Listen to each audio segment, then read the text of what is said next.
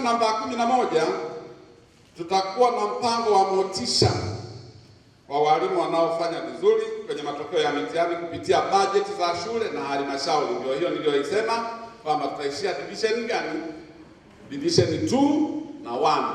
Na kule kwa mwalimu tunamlenga afikishe A na B.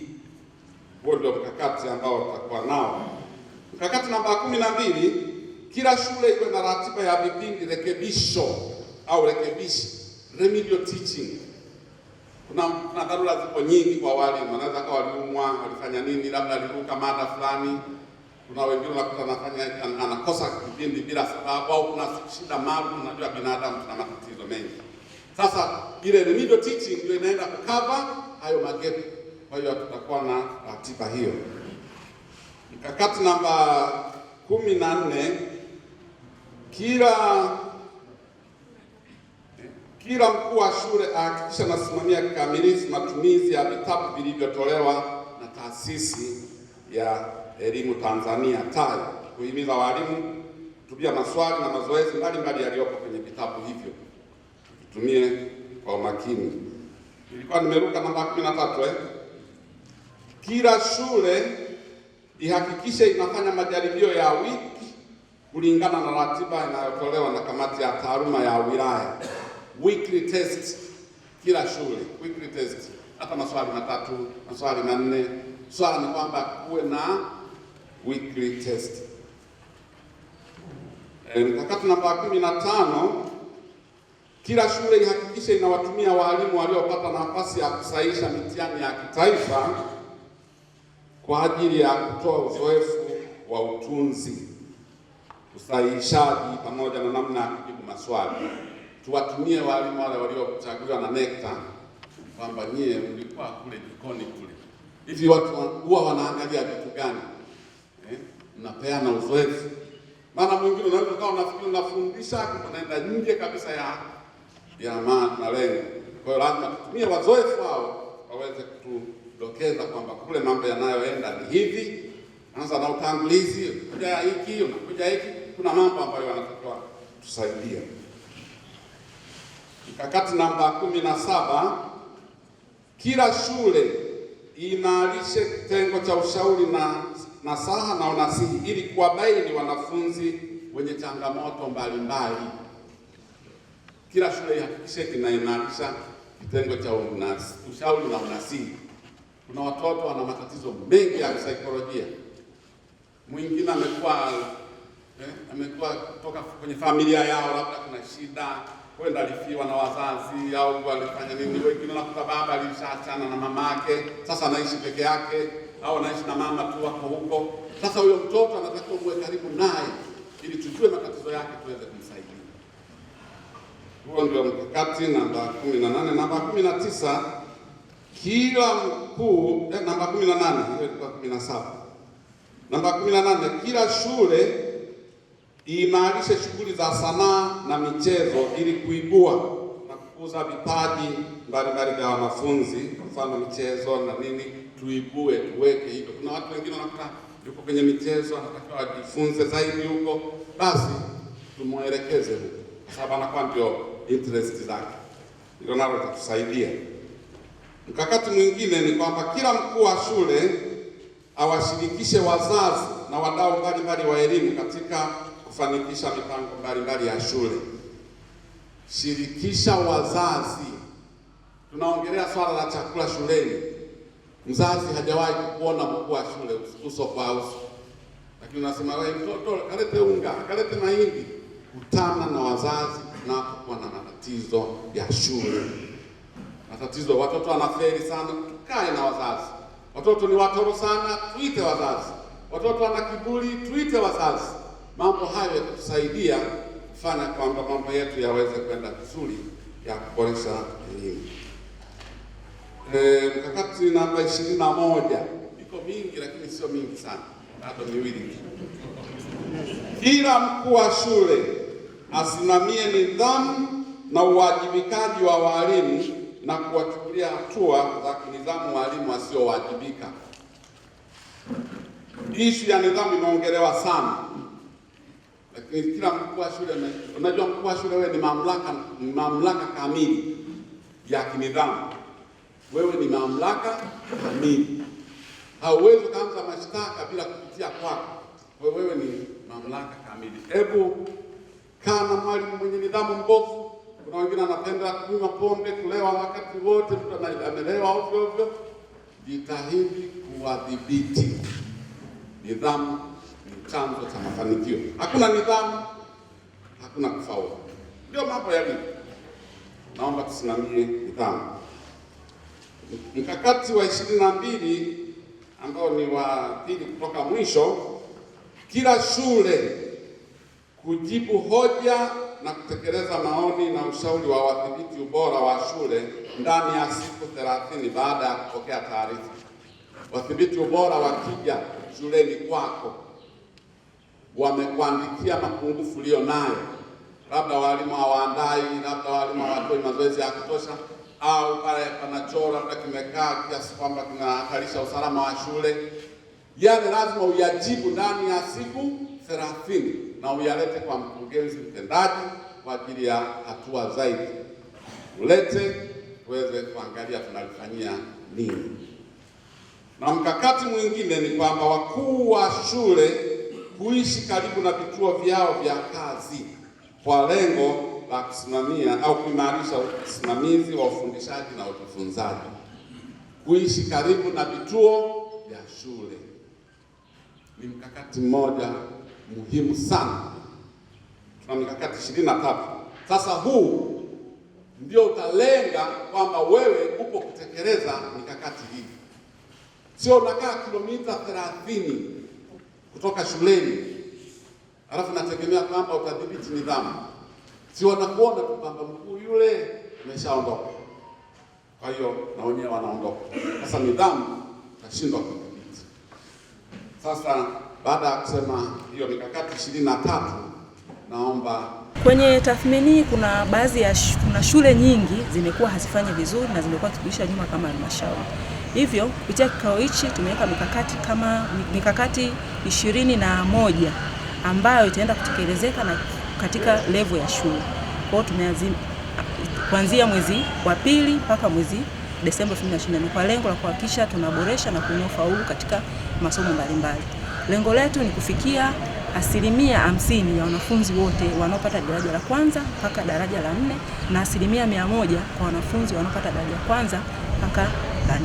Kutokana na halmashauri yetu kuwa katika maeneo ya pembezoni, tumekuwa na changamoto ya utoro wa rejareja kwa wanafunzi wengi. Kwa moja mkakati ambao tumeweka na kuhakikisha wakuu wa shule wanajitahidi kudhibiti kwa kufuatilia mahudhurio ya wanafunzi, kuhakikisha tunapunguza utoro wa rejareja wa wanafunzi. Lakini pia mkakati huu unataka sisi viongozi wa elimu kuhakikisha tunafuatilia mahudhurio, ufundishaji na ujifunzaji shuleni, kuhakikisha tunafuatilia mahudhurio ya walimu darasani, kukagua madaftari ya wanafunzi, na pia kuhakikisha mada zote zinakamilika, zinafundishwa na kukamilika katika madarasa yote. Lakini pia mkakati muhimu kabisa ni kuhakikisha madarasa ya mtihani yanakamilisha mada kabla ifikapo mwezi Agosti mwaka 2026. Mkakati mwingine pia ni kuhakikisha shule zote tunafanya mazoezi na majaribio mara kwa mara, ambayo na mitihani ambayo tunaifanya ndani ya wilaya na ile nje ya mkoa. Kwa kila shule lazima iwe na ratiba ya mazoezi na majaribio mbalimbali na mitihani yake. Lakini pia tunazihusia shule ziwe na mahusiano au jirani mwema wa kitaaluma na shule zingine, aidha za nje au za ndani.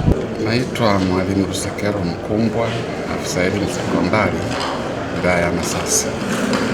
Leo tulikuwa na kikao hapa na wakuu wa shule na afisa elimu kata wa wilaya ya Masasi kwa lengo la kufanya tathmini ya matokeo ya kidato cha pili na kidato cha 4 iliyofanyika mwaka jana. Kwa hiyo leo tuliweka mikakati 22 ambayo tumewasilisha kwa walimu ili tuweze kutekeleza kwa ajili ya kutoka hapa tulipo tuweze kwenda eneo zuri zaidi. Na mkakati wetu hasa uliobeba yote ni kuhakikisha kwamba ufaulu wa kidato cha 4 na upimaji wa kidato cha pili unapanda kwa asilimia angalau tufike hadi 80 kwa mwaka ujao, ili tuweze kupambana au kushindana na wenzetu ambao wako viwango vya juu zaidi. Labda tathmini ikoje? Tathmini inaonekana kwamba ufaulu wetu umekuwa kwa ule ufaulu bora tunaoita ufaulu bora, tupo asilimia 37. Ufaulu bora nikiwa na maana kwamba ni division 3 na ni division 1 mpaka 3, tuko kwenye asilimia 37, lakini sisi tunataka kutoka division 1 mpaka 3 tufike asilimia 80 kwa mwaka huu wa 2026. Na hali ya nyuma ikoje kwa miaka miwili? Miaka miwili iliyopita, mwaka jana tulikuwa na 27. Safari hii tumekuwa na 37. Kwa hiyo ina maana tumeongeza kwa hatua 10, ambao mwelekeo sio mbaya. Okay. Hebu zungumzia kidogo, tumesikia kuwepo kwa changamoto ya kwa wanafunzi kutosoma masomo ya sayansi. Hili likoje kiwilaya, lakini mikakati yenu? Kweli wanafunzi wengi wamekuwa wakishuka hasa kwenye masomo ya physics na mathematics. Usomaji wake umekuwa wa kusuasua kwa sababu watu wamekuwa wakiogopea mbali, lakini tumewahimiza walimu wa masomo kuhakikisha wanawahamasisha wanafunzi wengi kujiunga na masomo hayo, kwa sababu ni ya kuchagua. Sasa wasichague wachache, wajaribu kuongeza idadi ili waweze kupata fursa huko mbeleni. Hasa somo la physics limekwamisha wengi kuingia kwenye vyuo vya afya, maana ndio kigezo mojawapo kuwa na masomo ya physics. Kwa tumehimiza walimu wote wahakikishe watoto wanaongezeka kwenye masomo ya sayansi. Halmashauri na sekondari ngapi? Sekondari ziko 41 jumla, lakini zenye kidato cha kwanza mpaka cha 4 ziko 38 na shule 2 bado hazijafikia hicho kiwango, lakini shule 2 hazina kidato cha 4 na cha 5 na cha 6 tu shule 2, lakini zingine zote zina kidato cha kwanza mpaka cha 4.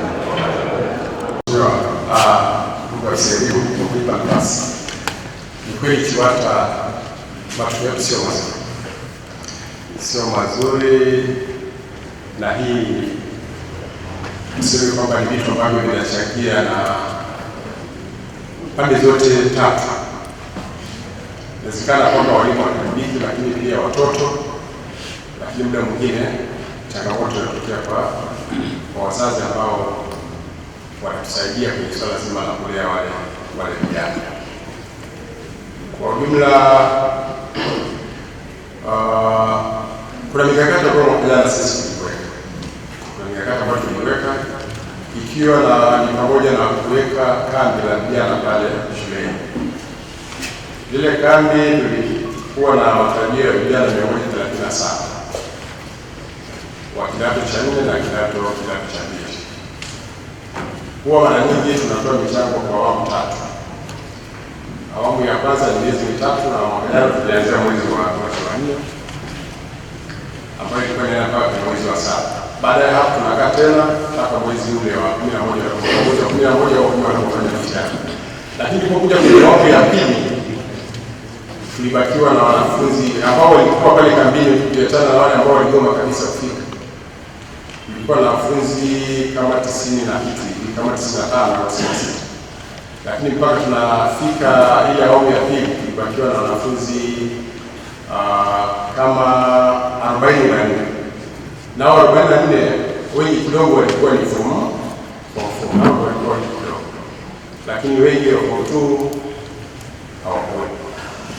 Lakini pia hata wale ambao walikuwa wanakaa nyumbani, kwa jamii zetu hizi kumfanya mtoto au mzazi kumshinikiza mtoto wake asome kwa usiku inakuwa ni ngumu kidogo, na kwa sababu tunashinikiza kwamba wewe.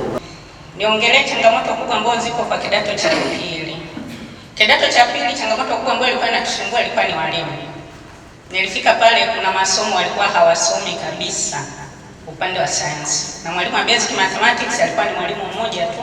Bahati nzuri yuko hapa na anasikia, na huwa tunasema jinsi inavyokuwa kazi kuvaa suti kwenye hivi vikao kutokana na hali halisi ya performance ambayo watu naifanya. Kwa hiyo nishukuru ofisi yako iliniletea huyo mwalimu, na ndio maana hata kwenye kidato cha 4 tumefanya vizuri kwenye masomo ya sayansi ikiwemo somo la chemistry. Kwa upande wa masomo ya arts ni changamoto hii nafikiri tuje tu kwenye solution. Kwa hiyo imefikia kipindi sasa tutafute mustakabali wa pamoja wa kuyanusuru yale masomo ya arts kwa kuwatumia wale walimu ambao ni walimu mahiri. Tunaweza tukajifunza kutoka halmashauri zingine jinsi wanavyokuwa wanafanya. Nafikiri tukiangalia matokeo, kuna shule zetu zimefanya vizuri kabisa.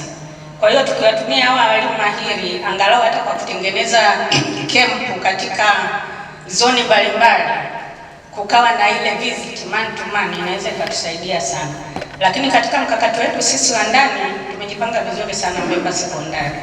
Kwa mwaka huu niseme kuwa tutaingia kwenye top 10 kwa upande wa masomo hayo ya arts, lakini tunahitaji dawa kwa hayo masomo ya arts. Kwa hiyo nialike tu pia halmashauri iweze kutusaidia, niungane na wenzangu walioweza kusema kuhusu swala zima la mabweni na kambi. Makambi tunaendesha kwa changamoto kubwa sana. Kwa mfano mwaka jana nilitakiwa niwe na wanafunzi zaidi ya 200 katika bweni na kambi, lakini ambao nilifanikiwa kuwafikisha pale mpaka dakika ya mwisho na wanafunzi 80 tu. Changamoto kubwa ilikuwa labda kwa ni ugumu wa maisha na hali halisi ya mwaka jana jinsi ilivyokuwepo kiuchumi. Sasa tunapokuwa tunaweka pamoja, kama halmashauri inaweza ikatusupport japo kwa kitu kidogo tu, mathalan mahindi au hata baadhi mboga kuja kuboost kidogo haya makambi yetu, nafikiri wenzangu watakuwa wanajua namna tunavyoendesha kwa kazi haya makambi. Tumefanya vikao vingi sana vya wazazi tukiwa tunahamasisha, lakini wapo wanaoitikia, wanakuwa positive kuungana nasi kama shule, lakini wapo wengine wako very reluctant, wanasema mwanangu atatokea tu nyumbani. Kwa hiyo kwa ule muda wa kusema atatoka nyumbani na kuja kusoma inakuwa ni changamoto. Zingine ziko ndani ya uwezo wetu, kwa tukiamua tunaweza. Nafikiri walimu wenzangu tunasikia haya mambo